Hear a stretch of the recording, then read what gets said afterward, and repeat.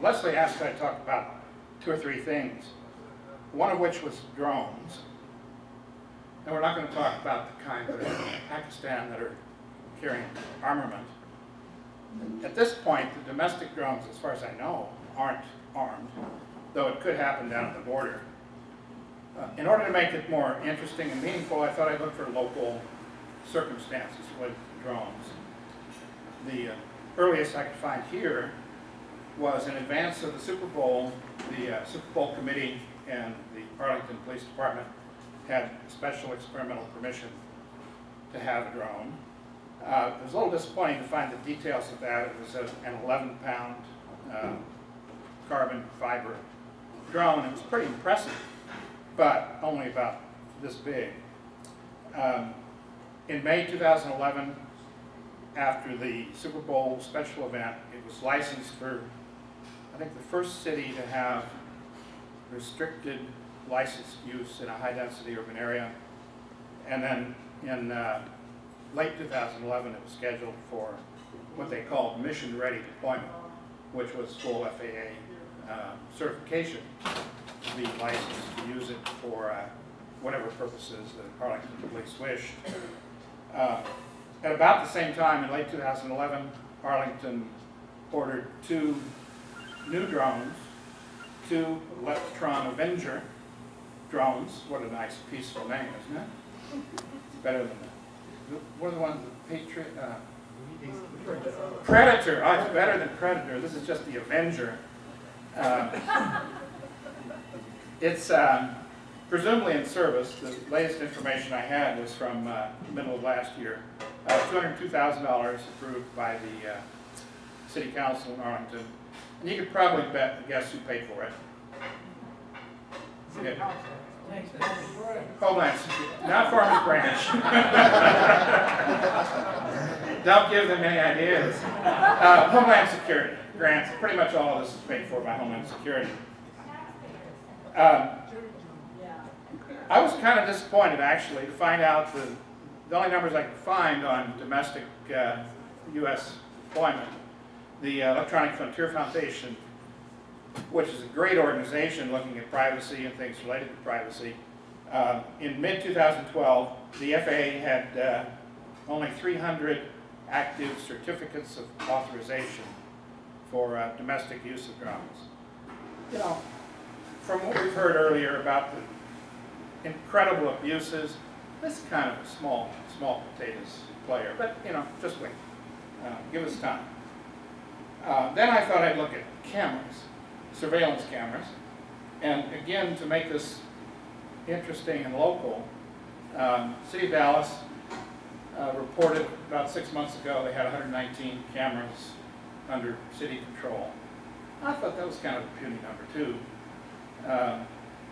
They have retired police in the basement of City Hall. Each one looks at 30 cameras. That's a lot of cameras to look at, isn't it?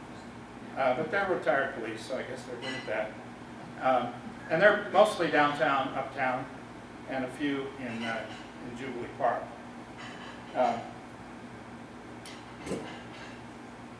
One interesting thing I found in looking at some of the news reports that David Brown, who's the Dallas police chief, said he may push for an ordinance requiring registration of all local private security cameras. That's a little scary because the next stage would be just wiring them all together. And then we'll have, what, tens of thousands of cameras here in Dallas. In a somewhat hopeful alternate opinion, Mayor Rawlings hopes it'll be a voluntary registration of cameras. Perhaps. Then I looked at something that I had looked at a few years ago, and this was the license plate scanners, the automatic license plate readers, ALPRs.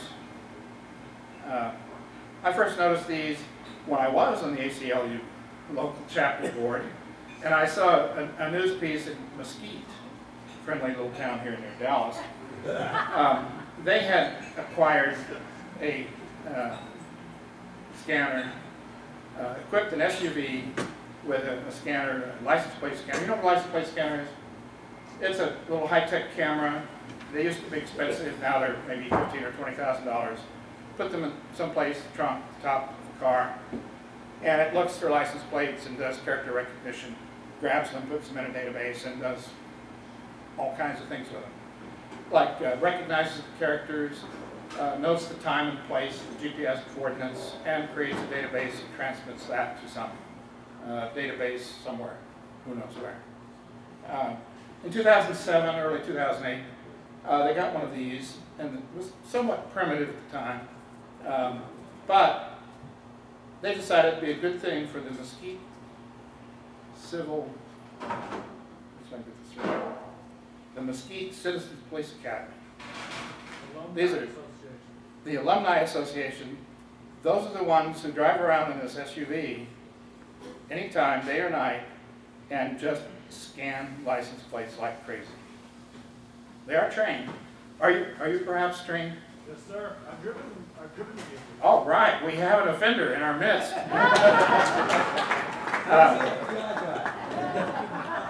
At the time I saw the report of this, which was back in 2008, the spokesman for the city said after just a month of operation, they had 1 million records of plate scans with the one vehicle. Who knows what they're up to now? I guess there's some good news. That same company went out of business last year, and I guess the product wasn't quite up to snuff. Good. And parts are hard to get, so they may have to make some upgrades in Mesquite to continue that. A little closer, here in Dallas, I had a quote from someone, Hadi will know the name, Captain, let me find it here, Deputy Chief Katrina Shedd. She was asked several months ago whether Dallas had any of these license plate scanners, and she said Dallas doesn't have any working scanners right now. And technically that was true, because they had scanners from the same vendor, and they said they were just too hard to operate. And so something they approved yesterday, the city council approved $2.5 million to acquire up to $2.5 million worth of license plate scanners to equip 140 locations, half of them probably mobile on vehicles, half stationary. And the bid went out about 4 or 5 months ago. I looked at the RFP. I read, you're familiar with the Dallas Observer? Yeah. You know, you can't always believe what you see in the Dallas Observer. I knew that. So, fortunately, the actual RFP was online, and you could read 106 pages. Something caught my attention in that RFP, and let me read it to you. This is from the RFP. The secondary and long-term focus of the ALRP, automatic license plate recognition vehicles, is to act as a random information gatherer which can populate the system with as many plates as possible to use in conjunction with additional back-office software for analysis and intelligence efforts. There's something amazing about this. One is that they want to do it. The most amazing thing is they put this in the RFP. Maybe they figured no one's going to read it. I don't know. I was shocked that it was there. In the city council meeting yesterday where they approved it, $2.5 million, Angela Hunt was the only one to vote against it. Her thought, there's no policy on how long to keep the information that is gathered. Her idea was to keep it 0 amount of time. The police chief said, we're thinking 3 to 6 months. They don't have a policy yet. Another council member said, this is Von Seal Jones Hill, she trusts and praised the Dallas Police Department and said, one of the most often reported phrases in any criminal accusation, you know the word, is, I wasn't there. So I'm glad that we have some way to prove where people are at all times. Makes you feel good, doesn't it? If you live in a city of almost any size, you probably have these scanners. You may have the old technology that's not all that reliable, but just wait. They're dropping in price by half every 2 years. They're kind of on the same price decline as normal computer products. So it's really not long until every patrol car has one of these. Every corner may well have a stationary license plate scanner. One of the criteria in the RFP that it should be able to scan up to 3,000 plates per minute, and they may be moving as fast as 130 miles an hour.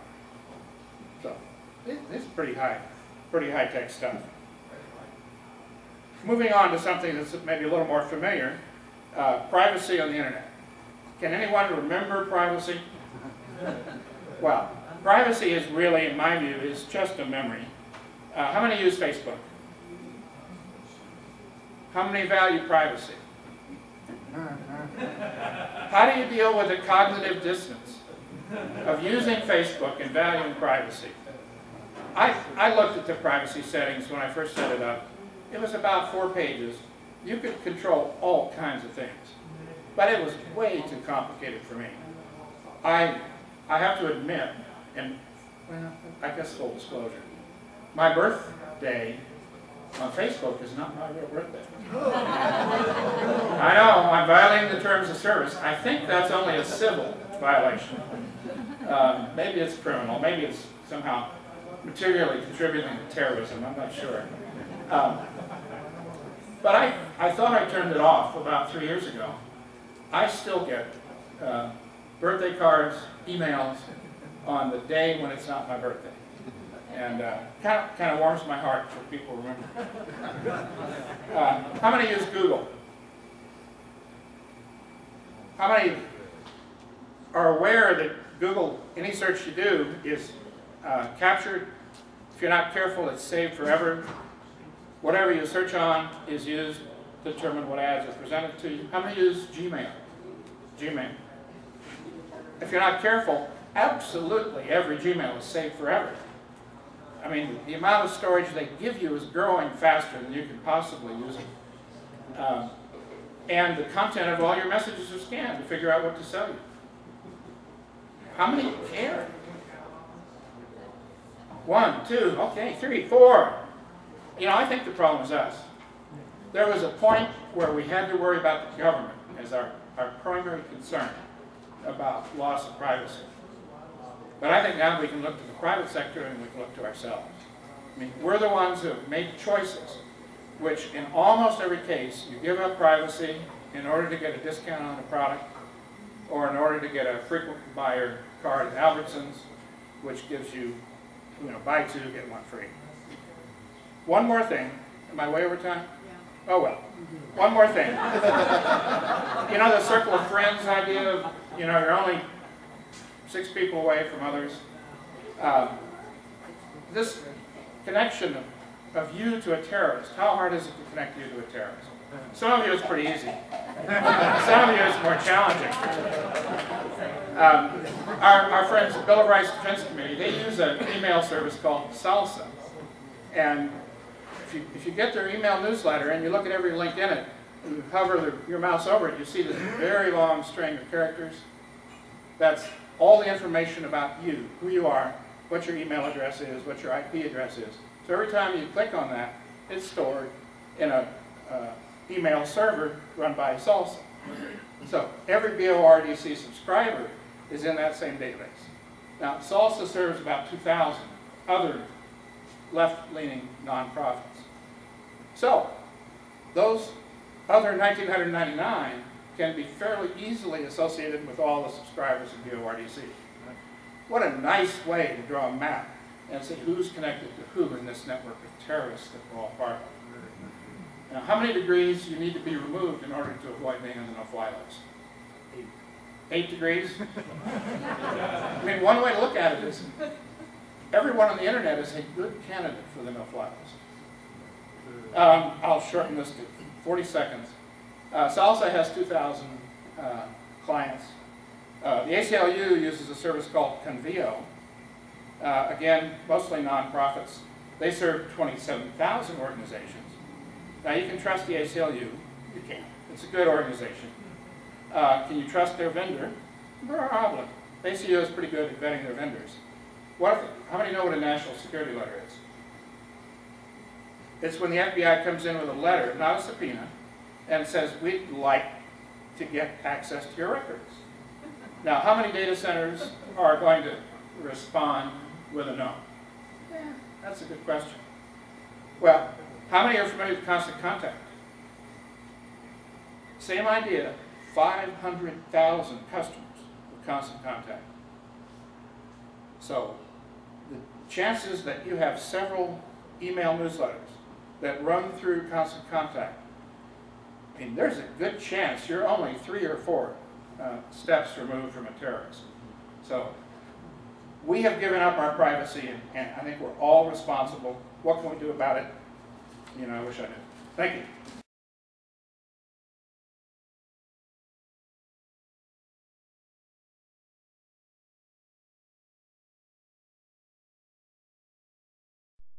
New